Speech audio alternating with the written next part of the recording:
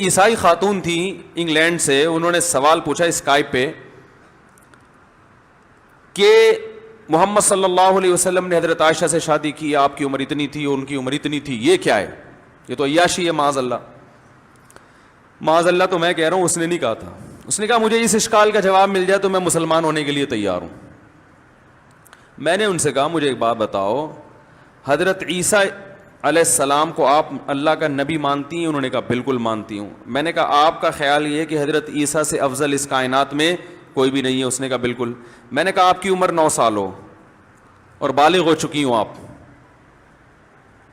اور عیسیٰ ابن مریم آپ کو نکاح کا پیغام بھیجیں, اور آپ کو یہ بتایا کہ پیغمبروں کی صحت, پیغمبر کمزور نہیں ہوتے, وہ 60 سال میں بھی صحت مند ہوتے ہیں.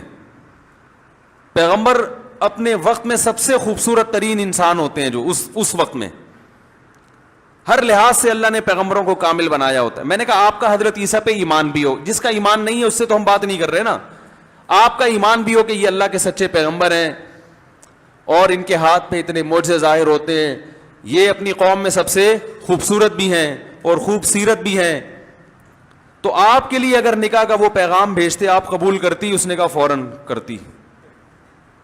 دیکھو گوروں میں ایک چیز میں نے دیکھی ہے, منافقت نہیں ہوتی, جو اندر ہے نا وہی ان کے زبان پہ ہوتا ہے. یہ گھمائی ٹوپیاں جو ہے نا ہمارے معاشرے میں بہت ہیں, ہر قوم میں جہاں برائیاں ہوتی ہیں کچھ خوبیاں بھی ہوتی ہیں نا. اس نے کہا میں تو کر لیتی. تو میں نے کہا ممی عائشہ کے ابا نے بھی یہی سوچا کہ جب یہ پیغمبر ہیں اور میری بچی بھی اسی ماحول میں تربیت پائے گی,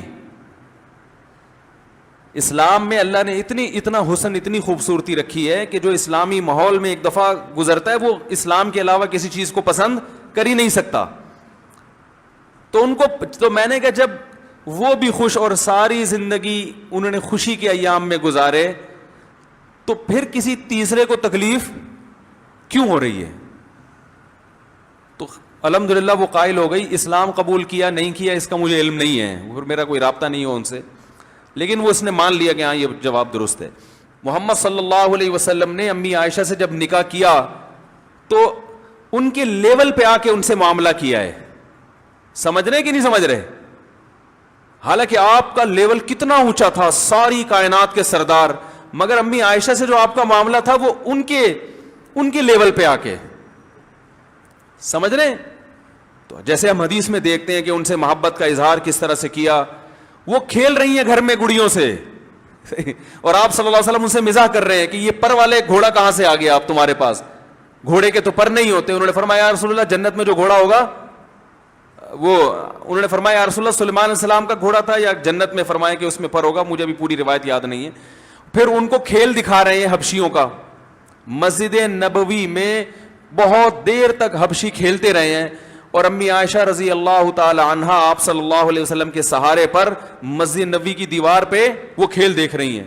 پھر وہ فرماتی ہیں سوچو ایک نو عمر لڑکی نے کتنی دیر کھیل دیکھا ہوگا, اور آپ صلی اللہ علیہ وسلم میری خاطر اتنی دیر تک کھڑے رہے ہیں. تو وہ ان کی سطح پہ آ کے ان سے معاملات کیے ہیں, اس لیے یہ رشتہ بڑی کامیابی سے چلا.